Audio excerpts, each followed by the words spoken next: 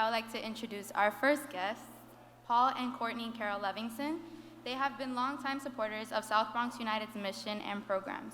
In SBU's early days, Ms. Levinsohn supported Program Youth with Sports Psychology Services. In 2016, their foundation helped launch an arts program in honor of the late abstract painter Karen Barth. Ms. Levinsohn is the founder of Growth Through Sport and executive producer of Coach, a 2019 documentary short following one woman's inspiring journey to earn the prestigious UEFA coaching license. Through Growth Through Sport, she partners with local organizations to support sport as a vehicle for positive social change.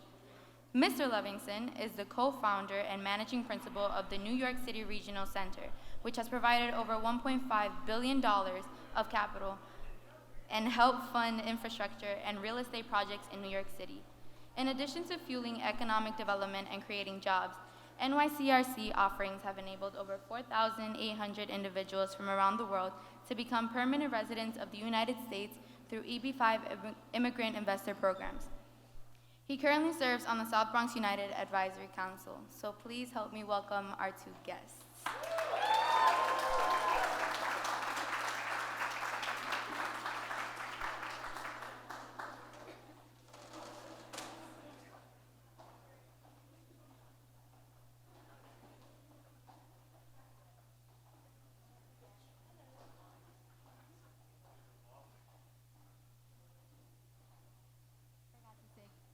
I don't think is it on? Oh yeah, it is on. Okay, sorry. Apologize. I forgot to say good evening, by the way. So hi. Can both of you share how you first got involved with SBU and your first memories or biggest impressions? In 2009, I was working with the Downtown United Soccer Club, and my good friend and colleague, Mr. Paul Jeffries, some of you might know him, he introduced me to a filmmaker who was making a documentary on one of the players at SBU. And he was struggling with assimilation issues around coming into a new environment. And when I headed uptown to meet this group and this organization, I knew that there was something different happening. And Andrew and his team, they were starting to lay these bricks of this foundation that's now here in front of us. And when I got to really experience the breadth of the program offering, it's using soccer to get kids in and then giving them access to the rest of the world. But the pool of the game is the most powerful thing when you're talking about motivation. And when I saw what they were doing in the community, I wanted to be a part of it. And I'm very grateful to be here and to see what has happened after 10 years and what they've built. I'm not going to follow that. Well, my introduction to this organization was meeting Andrew.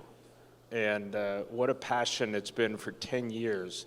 His baby, his idea, and the whole team here and what they've created and the thousands of kids that they've helped. And it's just, it's incredible. And congratulations. We'll start with that.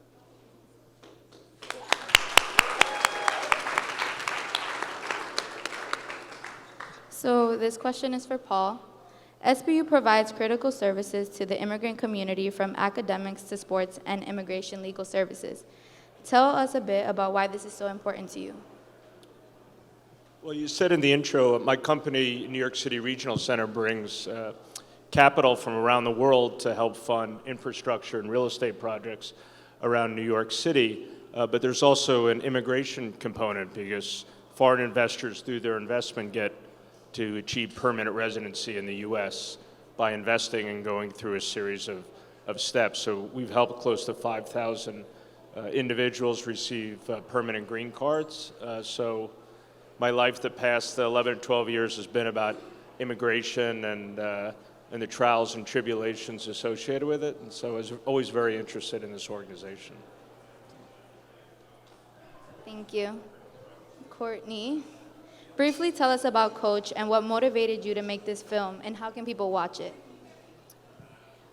I made Coach in 2018, and it follows Tracy Ham, her journey to earn a UEFA A coaching license. When I happened to learn that she was on this journey, I needed to see what that looked like. Because in 2017, the crisis of gender in coaching really, really struck me. And we need more women to go into coaching. We need more women coaches. We need coaching to be attractive for women to want to do. And it currently is not. So I made coach. And the idea of inspiring others through an inspiring individual is not new. But in this space, to see a woman's journey in this advanced licensing setting as the only woman in her class with other candidates like Thierry Henry, Peter Crouch, a gentleman named Mito, who some of you might know, might not know. But I needed to know what that looked like. I needed to tell her story. And what has happened is it has connected me with this world of networking with women in coaching who really need to see more of themselves on the field.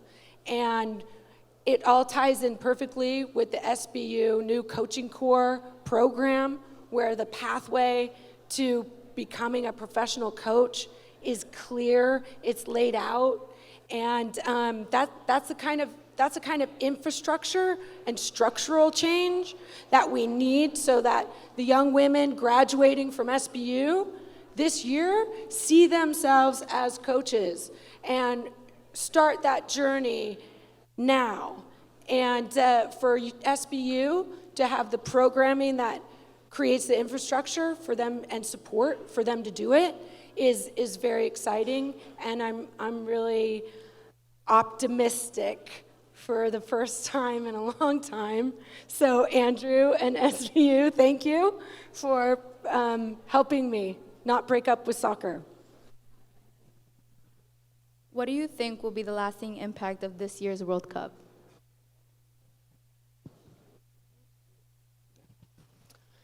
For me as a mom, the lasting impact is seeing my son wearing a Megan Rapinoe jersey.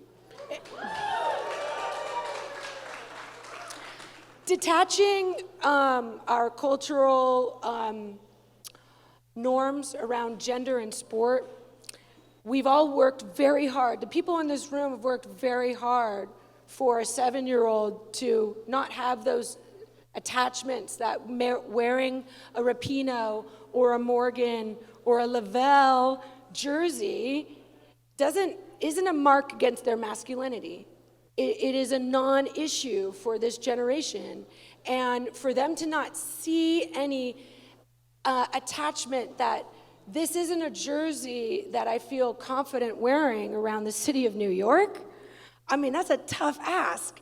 And now he's rocking France women's jerseys and the socks that go with it and all of the things that I used to do for male players coming up.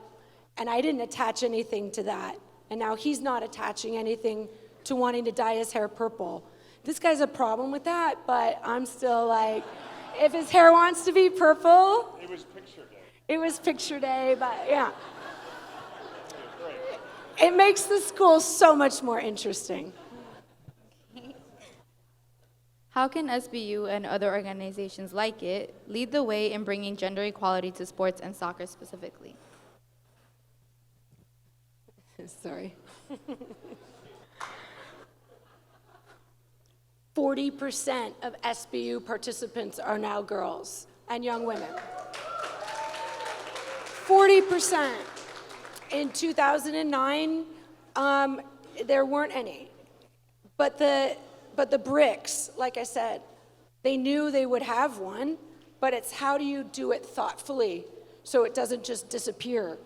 You have to do it very, very methodically and engage them and to break down some of the norms that culturally the girls on this side have.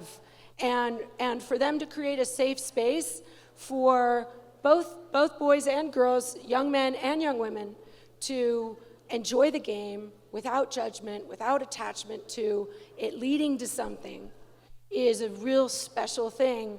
And by committing resources and investing in their girls' side, the club has grown more than we could have ever imagined. South Bronx United had a girls' team at the UN SDG Global Goals World Cup. Yeah, totally. And they were in Lyon doing leadership programs. They're at Lehman College graduating, going into the working world. They're juniors in high school who don't see their career in soccer ending after high school. Because it's not just about playing, it's about engaging the community through soccer to provide access to professions that broadcasting, marketing, going to law school, all of those things can all be attached to the game, and it's a real special thing. Once that investment came and the numbers followed it, that's the journey of equal pay.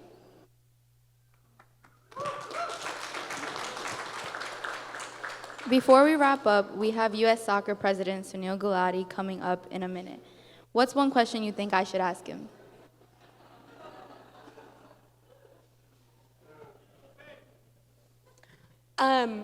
First of all, I'm a huge Sunil Gulati fan because I've been in this world a long time. He brought the World Cup to the United States, to Canada. He is a big supporter of women in the game. And so for that, I'm so grateful for him to have championed the women's side this far, and how could he not with the personalities that come through our national team? And I would say, sorry, Rachel, I forgot what it was. I would love to know if Sunil will put Jill Ellis on the ballot as CEO of the next U.S. Soccer. And I want to see that happen so that leadership from the top down has more faces represented than it does right now. So yeah, ask him if he wants Jill Ellis to be CEO of U.S. Soccer. Thank you. Can we get a round of applause for our guest, please?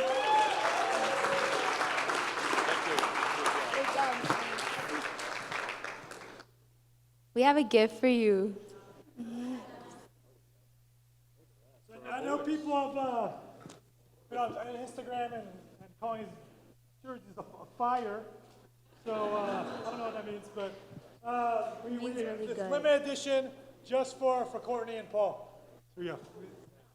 And they're number 10. So it's like you're like the biggest player on the field. Thank you. Thank you, Andrew. Thank you.